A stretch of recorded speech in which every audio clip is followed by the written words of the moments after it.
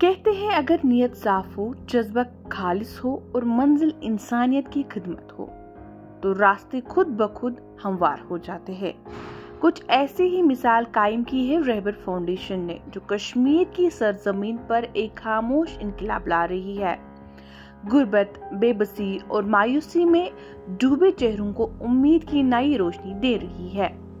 रहबर foundation ने एक बार फिर साबित कर दिया कि सिर्फ अल्फाज नहीं, अमल से भी इंसानियत की खिदमत की जा सकती है।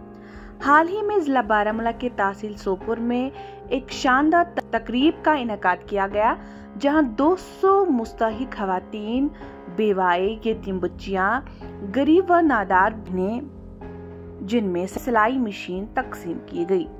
ये खवातीन कश्मीर के मुख्तलिफ अजला से आई थी, जिनमें से बडगाम, श्रीनगर, कपवारा, अनंतनाग, बारामूला, कुलगाम, शोपियां और यहाँ तक कि करगिल के दूर दराज इलाकों से भी आई थी।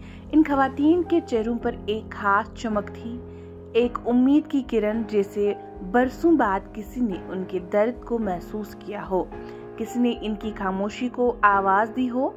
कोई खातून माँ के रूप में थी जो अपने बच्चों को पालने के लिए तड़प रही थी। कोई जवान बेटी थी जो अपने हाथों की मेहनत से इज्जत से जीना चाहती थी, और कोई वो बेवा थी जैसे शोहर के बाद सिर्फ तन्हाई मिली थी। लेकिन आज उनके हाथों में एक सिलाई मशीन थी। ये सिर्फ एक मशीन नहीं, ये उनकी खुदमुख्तारी की चाबी थी, उनके वकार का हथियार थी। रहबर फाउंडेशन ने इन्हें सिर्फ एक मशीन नहीं दी, बल्कि एक नया जन्म दिया। एक खातून ने जज्बात से कहा कि हमने सोचा भी नहीं था कि कभी हमें अपनी मेहनत से रोजगार का मौका मिलेगा। आज दिल से दुआ निकलती है कि इन लोगों के लिए जिन्होंने हमारा दर्द समझा। एक छोटा सा अतिया किसी का बिखरा हुआ घर संभालने में मदद कर सकता है। अगर आपकी तरफ से दी गई थोड़ी सी रकम किसी बेटी को इज्जत की जिंदगी दे सकती है, तो फिर हम और आप क्यों खामोश रहें। रहबर फाउंडेशन को आपकी मदद की जरूरत है। ये कारवां रुक न जाए, ये उम्मीद टूट न जाए। इसीलिए हमें और आपको मिलकर इंसानियत के इस मिशन में शामिल होना है। क्या आप एक नई सिलाई मशीन का खर्चा उठा सकते हैं? क्या आप एक बेटी के ख्वाब को हकीकत में बदल सकते हैं? तो आज ही अतिया दे, क्योंकि ये अतिया नहीं, किसी का मुस्तकबिल है। ये रकम नहीं, किसी माँ की मुस्कुराहट है। रहबर फाउंडेशन खामोशी से चलता एक काफिला जो इंसानियत के जख्मों पर मरहम रखता है। आए इस काफिले का हिस्सा बने। अतिया दे।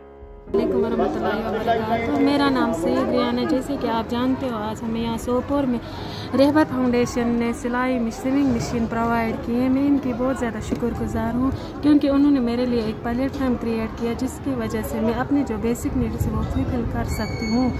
उन्होंने मुझे ये प्लेटफॉर्म क्रिएट किया है, जिससे मैं अपना रोज़गार चला सकती हूँ। मेरा नाम सबिया है और हम रहबर फाउंडेशन के बहुत ही ज्यादा शुक्रगुजार है, जिन्होंने हमें मशीन प्रोवाइड की। इससे हम अपनी नीड जो है वो फुलफिल कर सकते हैं। हमारे पास हमने सीखी थी सिलाई का काम, हमने सीखा था और हमारे पास मशीन अवेलेबल नहीं थी।